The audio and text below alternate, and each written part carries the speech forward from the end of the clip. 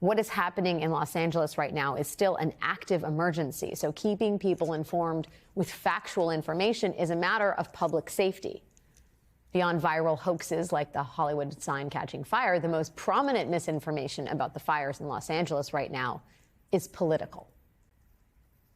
This is a true tragedy, and it's a mistake of the governor, and you could say the administration. They don't have any water. They didn't have water in the fire hydrants. They don't have water.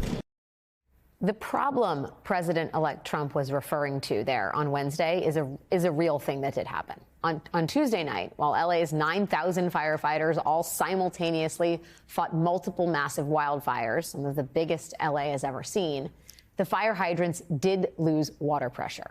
The system simply could not handle that many fires all at once. But rather than trying to figure out how to help or how to improve the systems, conservatives spread misinformation in order to play the blame game. Early Wednesday morning, Trump was already blaming California's Democratic governor, Gavin Newsom, referring to him as Gavin Newscum, and claiming that Newsom had refused to sign a document Trump called the Water Restoration Declaration that would have allegedly given LA enough water to fight the fires. No such document exists. Trump apparently made it up to score political points. And conservative pundits quickly followed suit, blaming everything from fish conservation efforts to Native Americans to diversity programs.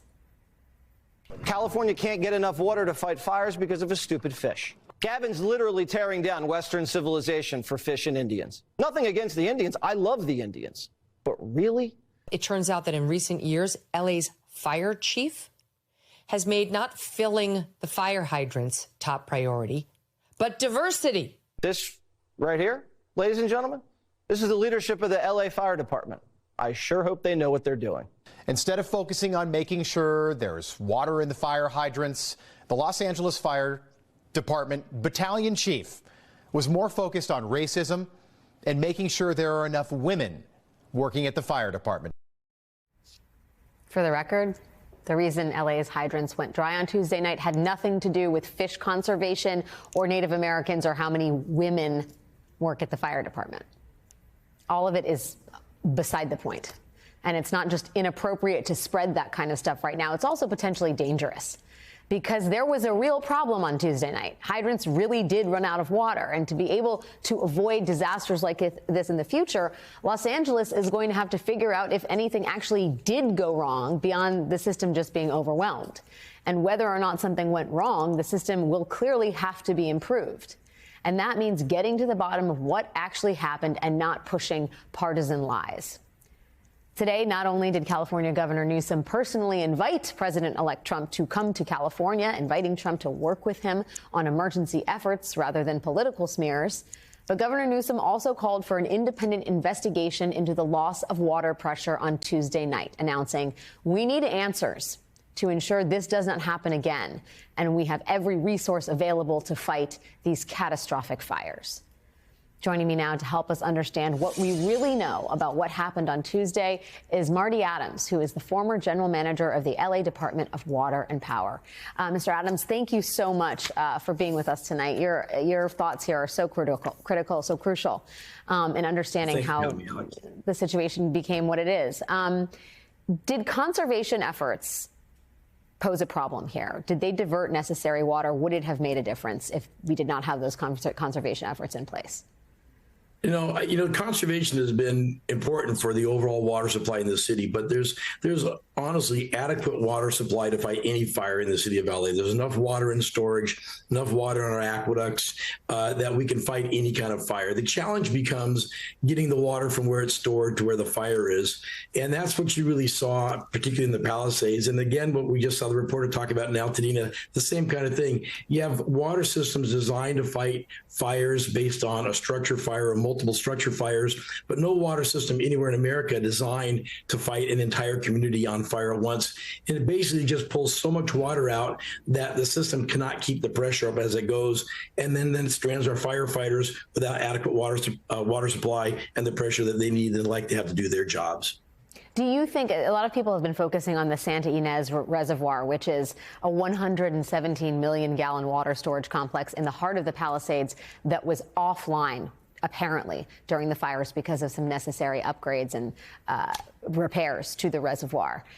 I know you were quoted in the New York Times saying that something like an operational reservoir like Santa Ynez would have been helpful initially to more fully feed water to the system in the area, but maybe that it eventually those tanks would have been drained in a fire that was consuming so many homes at once. Can you elaborate on that? Because I know there's been a lot of speculation about this being one of the critical sort of malfunctions in the system. It doesn't sound like you think that. Yeah, so the water to Palisades all starts what we call the Stone Canyon Reservoir. It's a large reservoir complex behind UCLA in the Bel Air area. And that water flows west out Sunset Boulevard into the Palisades and other communities. And so that's the source of all the water to that area. The Santa Ynez Reservoir is a terminal reservoir. It's a dead-end reservoir at the end of that line, much lower than the main reservoir. And water would be put in Santa Ynez Reservoir. It would help during high summer demands. It would also be there in case there was a break in the pipeline and you want to keep water in that community while the pipe repair is being made. But it's really very much little brother compared to the other reservoir that's feeding all the water. Now, Santa Ynez, my understanding, has been out of service for repair of the cover. There may have been a certain amount of water that could come out and help the system, and it had been there.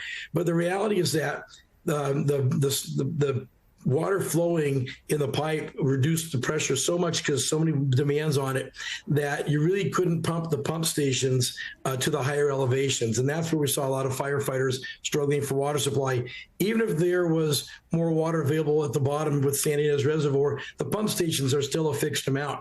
And you might have had a little bit more water get up there, but by and large, as soon as more units started hooking up to the hydrants, you would have been exactly where you were in the first place. And that's with dry hydrants, basically because trying to pull so much water out of the system, so much more than what it's ever designed to handle. We have fires in the Palisades almost every year, and they're always fought successfully. They're fought from aircraft and the surrounding hillsides, as well as by ground forces protecting the structures.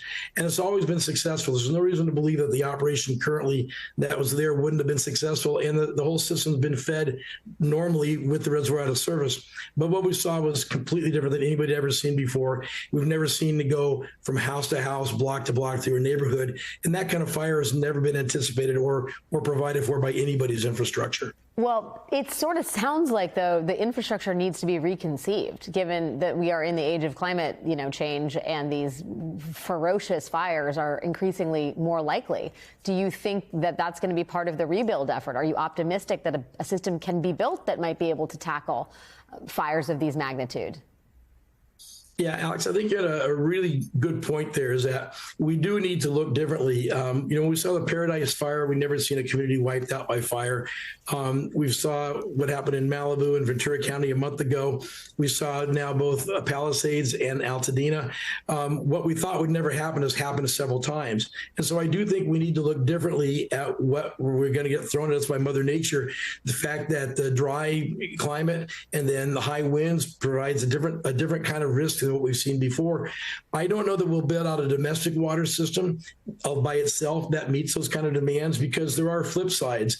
If you build too much storage in the system, you may not need to fight a fire, but you will have water quality problems. And so there's trade-offs and things that have to be taken into account. But there are solutions coming on the market. I know of a company that's looking at fire solutions in wildfire areas, how we might be able to incorporate those in the city where we can maybe move more water from point A to point B, provide additional pumps, something that's temporary that can be put in place where it's needed, because it's not just Palisades, it's Topanga Canyon, it's Porter Ranch in the Valley, East LA, Griffith Park, Bel Air. All these areas are at risk, and from a potential wildfire. So what you look at is a solution that you could use anywhere without having to rebuild the entire system all at once. It is so invaluable hearing your thoughts on this and getting that information. Marty Adams, former general manager of the LA Department of Water and Power. Thank you, sir, so much for clearing a lot of stuff up for us tonight. Really appreciate your time. My pleasure.